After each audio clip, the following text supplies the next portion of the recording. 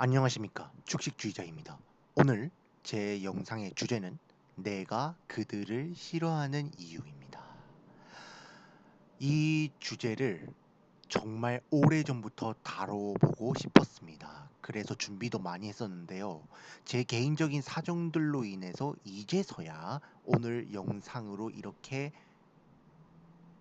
만들게 된 점 이해해 주셨으면 감사드리겠습니다. 그리고 앞으로도 2탄, 3탄 이렇게 계속 만들 예정이니 오늘 나올 이 영상을 포함해 앞으로 나올 영상들까지도 많은 관심과 사랑 부탁드립니다. 때는 2023년 3월로 거슬러 올라가겠습니다. 정확히는 2023년 3월 28일입니다.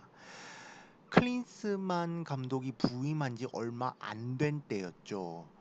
클린스만호의 두 번째 평가전인 우루과이하고의 대결이 서울 월드컵 경기장에서 펼쳐졌습니다.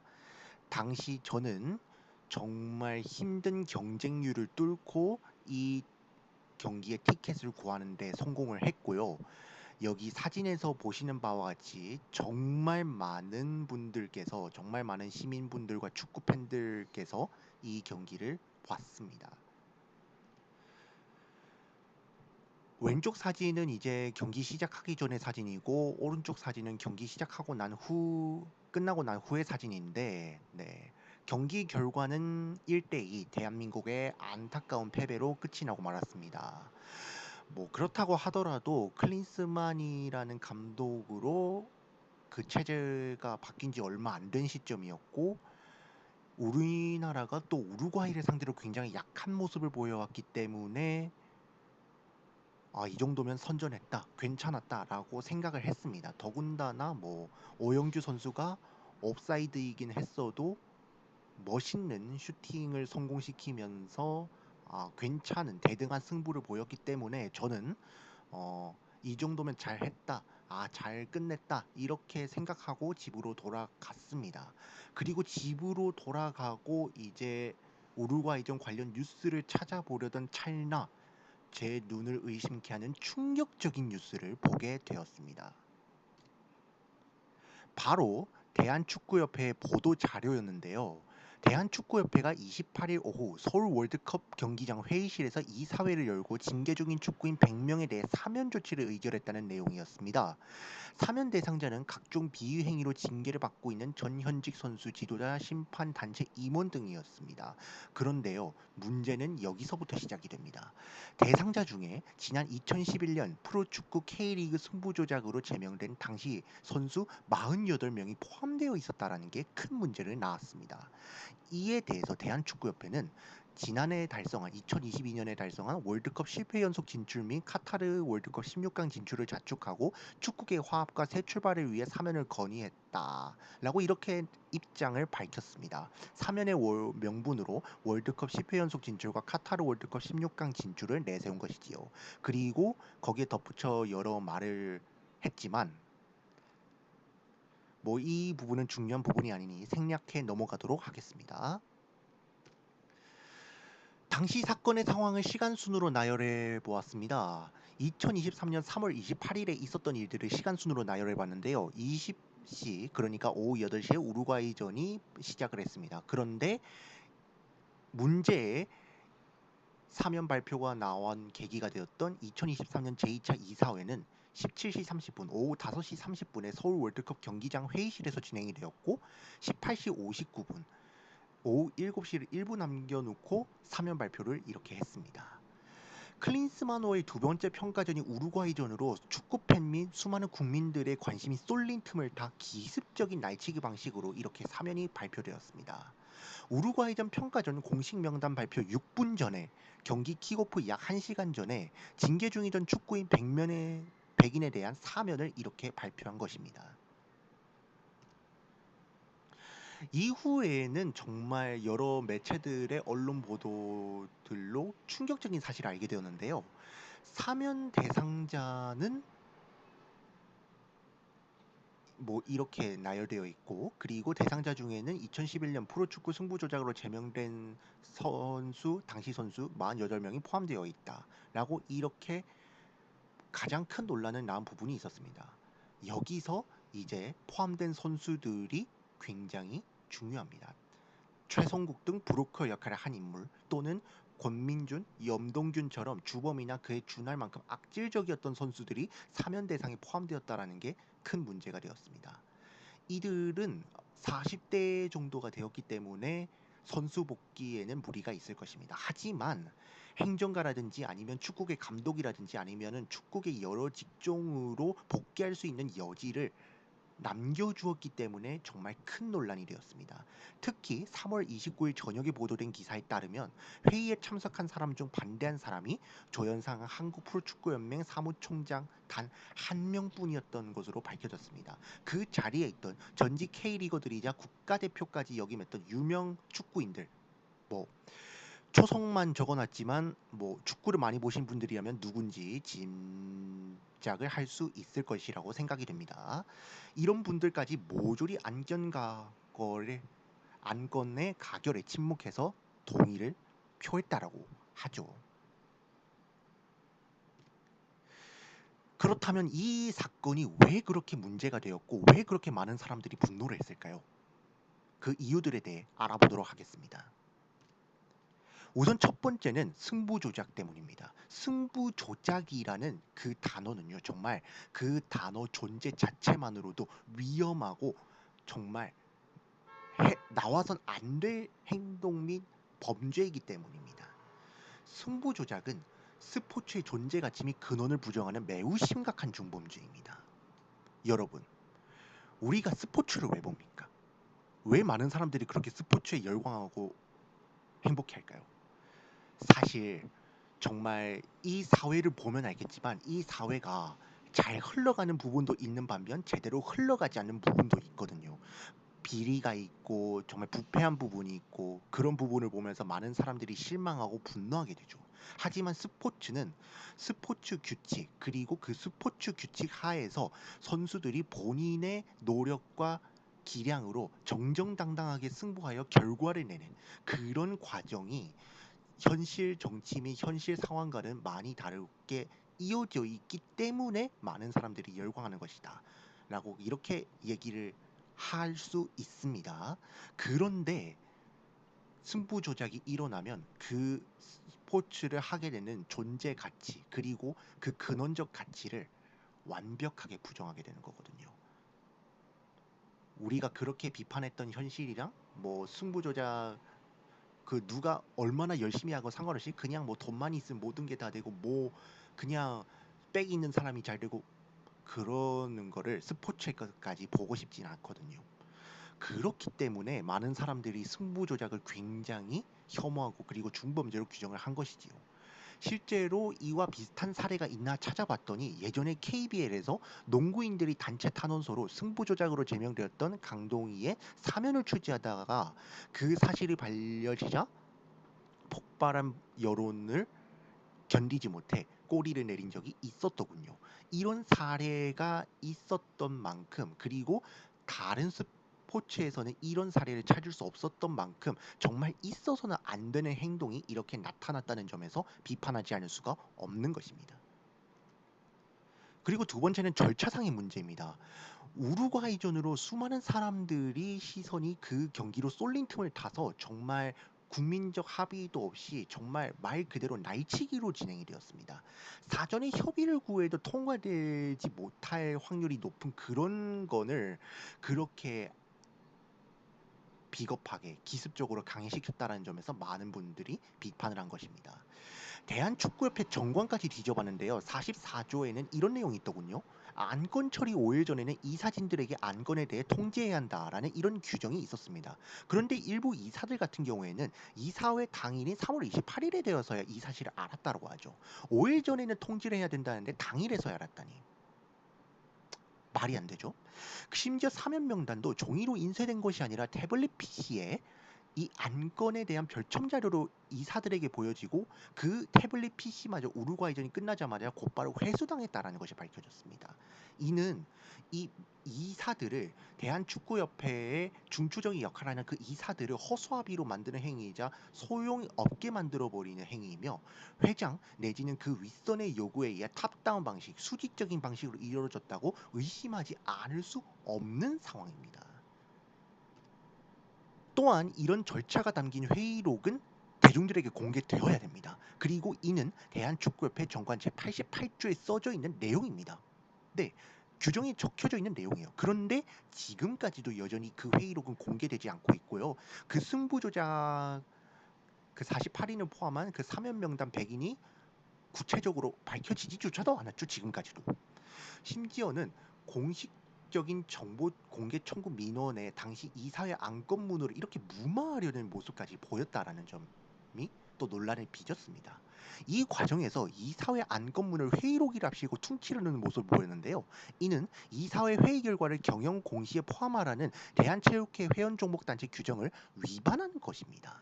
네, 이렇게 정해진 절차와 정관 규정들을 무시하면서까지 이런 말도 안 되는 비상식 결정을 내리려고 했는데 이게 말이나 되는 겁니까? 이게 정말 제대로 된 단체가 맞는 건가요?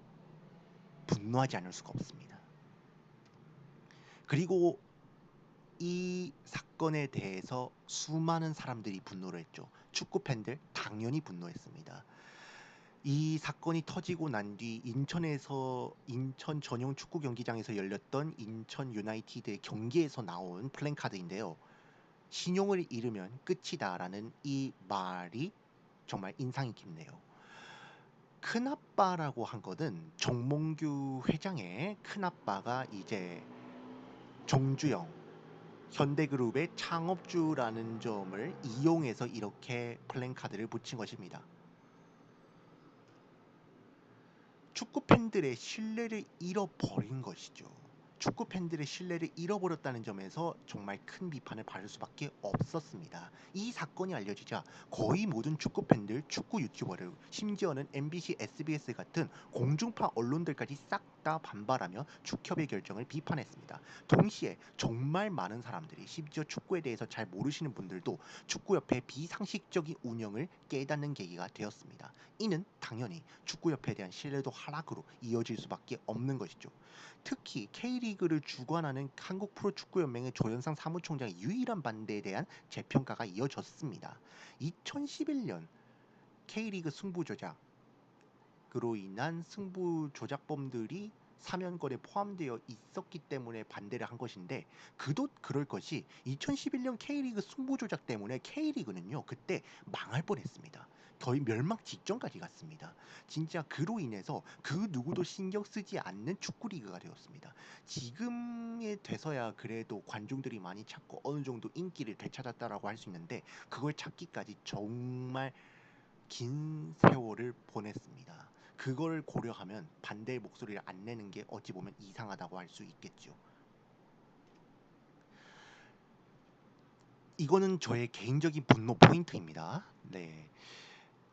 보도 자료를 인용한 건데요. 월드컵 10회 연속 진출과 카타르 월드컵 16강 진출을 자촉하고 이로 인해서 축구계의 화합과 새 출발을 위해서 사면을 진행했다라고 이렇게 밝혔습니다. 제가 여기서 정말 화가 난 부분은 성과를 이뤄낸 것들은요. 월드컵 10회 연속 진출이라든지 아니면 카타르 월드컵 16강 진출이라든지 그런 걸 이뤄낸 거는 파울루 벤투 감독 그리고 그를 보좌한 코치진들 여기에 더해서 열심히 뛰어준 그 태극 전사 선수분들입니다. 그렇지 않나요? 그런데 어째서 한국 축구를 망가뜨릴 뻔했던 사람들이 더군다나 한국 축구 프로 축구 리그를 망가뜨리려 했던 그런 사람들이 월드컵 성과로 인한 혜택을 누리려고 하는 겁니까? 뻔뻔하지 않나요? 벤투호와 선수들의 노력에 무임승차하려는 그들의 움직임 그리고 그거를 가속시키려는 윗사람들의 그런 말도 안 되는 결정 저는 이런 일련의 과정들을 보면서 화가 날 수밖에 없었습니다. 정말 화가 나더군요. 2023년 3월 31일 28일 날에 발표된 이후 3일 뒤죠. 축구협회가 기습 사면을 결국에는 전면 철회했습니다. 그리고 정몽규 회장이 공개적으로 나서서 사과를 했습니다. 그렇지만 저는 이 사과를 개인적으로 별로 좋아하진 않습니다. 애초에 하지 않았으면 논란을 빚지도 않았고 그렇게 욕을 먹을 일도 아니었습니다. 괜히 사면을 하겠다고 그렇게 기습적인 날치기 방식으로 비겁하게 하니까 비판을 받고 논란이 된 겁니다. 애초에 하지 않으면 아무런 문제도 없이 넘어갈 수 있었는데 굳이 그렇게 이상한 결정까지 내면서 자초한 거죠, 그냥. 어찌 보면. 가장 많은 비판을 받았던 사람은 아무래도 예능이나 방송 등에서 많이 모습을 보였던 축구인 출신 이분들입니다. 네, 물론 저는요, 이분들도 비판을 받아야 된다라고 생각합니다. 정말 승부 조작이 얼마나 무서운 중범죄인지를 알면, 그리고 이들이 했던 행동이 얼마나 잘못된 행동인지를 알아야 한다고 생각합니다. 그런데 저는 여기서 그치면 안 된다라고 생각을 합니다. 가장 큰 책임을 져야 될 사람들이 책임을 지지 않고 물러나지 않았습니다. 뭐 대한축구협회 회장을 포함해서 수뇌부 핵심 인물들은 여전히 그 위의 자리를 그대로 다 유지하고 있습니다. 이 정도 사건 되면 그냥 사퇴를 해도 욕이 가라앉지 않는 수준이거든요. 근데 그럼에도 불구하고 뻔뻔스럽게 자리 욕심을 내면서 그 자리를 유지하고 있는 겁니다. 그리고 여기에 더해서 개인적으로 화가 났던 부분이 뭐냐면, 벤투호를 그렇게 비판하던 사람들이 월드컵에서 통하지 않을 거다라고 그렇게 강도 높게 비판하던 사람들이 정작 이것처럼 한국 축구의 신뢰도를 무너뜨리고 망가뜨릴 뻔했던 이번 사건에 대해서 단 한마디도 하지 않는 그런 사람들이 있었다라, 심지어 많았다라는 게 저는 이해가 되지 않더라고요. 이거는 정말 한국 축구가 다시 끌어오를 수 있는 그런 상황을 무너뜨리는, 거기에다 찬물을 끼얹는 정말 심각한 일인데도 불구하고 거기에 대해서 한마디도 없이 침묵으로 넘어가는 것을 보고 몇몇 축구인들에 대해서 굉장히 신방을 하게 되었습니다. 책임을 져야 될 사람이 책임을 지지 않고 그대로 자리를 유지하고, 몇몇 축구인들이 그들의 권세가 두려워 상황이 잘못되고 있음에도 침묵하고 아무 말도 안 하는 것. 정말 그 점이 정말 싫었습니다. 그래서 제가 제목에도 적어놨지만 내가 그들을 싫어하는 이유라는 그런 제목을 달았습니다. 동시에 승부 조작범들의 근황이 밝혀지기도 했죠. 특히 가장 악질적인 범죄자였던 최성국 씨의 근황이 밝혀지면서 충격을 줬습니다. 승부 조작 외에도 두 번이나 음주운전을 했고 축구계 복귀를 하기 위해서 계속해서 노력했다는 사실이 드러났습니다. 그리고 밑을 보면 알겠지만 정말 많은 사람들이 이 승부 조작범을 옹호하고 오히려 이들을 암암리에 도와줬다라는 사실이 드러나면서 충격과 분노감을 안겨주고 있습니다. 그리고 권집, 그때 당시 이름 권집이었는데 그 이후 권민준이라는 이름으로 개명을 하면서 과거 세탁을 하고 축구 교실을 열었다라는 사실이 밝혀졌습니다. 이 외에도 정말 여러 승부 조작법들이 계속 축구 활동을 하고 있었다라는 것이 드러났습니다. 오랜 시간 자숙하며 충분히 반성을 했다고 판단되는 축구인들에게 다시 한번 기회를 부여하는 취지도 있다. 이게 대한축구협회 보도자료 인용 자료입니다. 이러한 내용을 밝히면서 사면을 진행하려 했던 건데요. 과연 이런 행보들을 보면 이들이 자숙한 게 맞습니까? 반성한 게 맞습니까? 이들의 행동을 자숙과 반성으로 받아들일 수 있는 것입니까? 대답은 여러분들에게 맡기겠습니다. 이런 일련의 사태들을 통해서 저는 참 여러 가지를 느꼈지만 간략하게 요약하면 다음과 같습니다. 개판이다. 정말 개판이다. 진짜 대한민국 축구협회 축구계가 정말 썩었구나. 썩어 문드러졌구나. 라는 거를 정말 크게 느꼈습니다. 심지어는 여기 나와 있는 개들은 그래도 귀엽기라도 하지, 그분들의 한 행동이나 얘기하기도 싫어요. 그냥 얘기하기도 싫어. 어휴. 근데요, 협회와 높으신 분들의 잘못은 여기서 끝나지 않습니다. 그 뒤로도 더 이어집니다. 이번 사건하고는 비교조차도 할 수 없을 만큼 역대급 참사를 우리는 연이어서 겪게 됩니다. 그리고 그 참사의 주인공에 있던 사람들이 바로 이 사람들입니다. 제가 모자이크로 가려놨지만 한국 축구에 관심이 많은 분들이라면 누구인지 다 아실 것입니다. 그리고 동시에 이것은 제가 다음에 다룰 영상의 주제이고 스포일러입니다.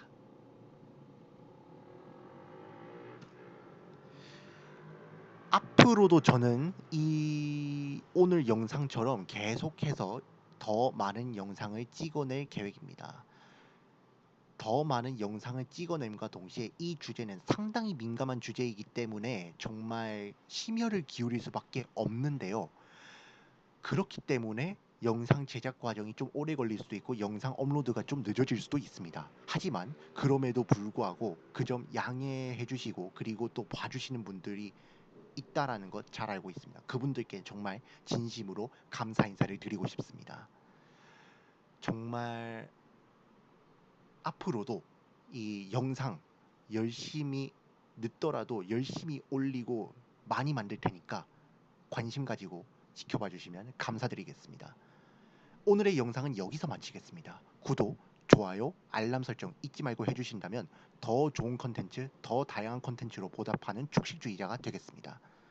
감사합니다.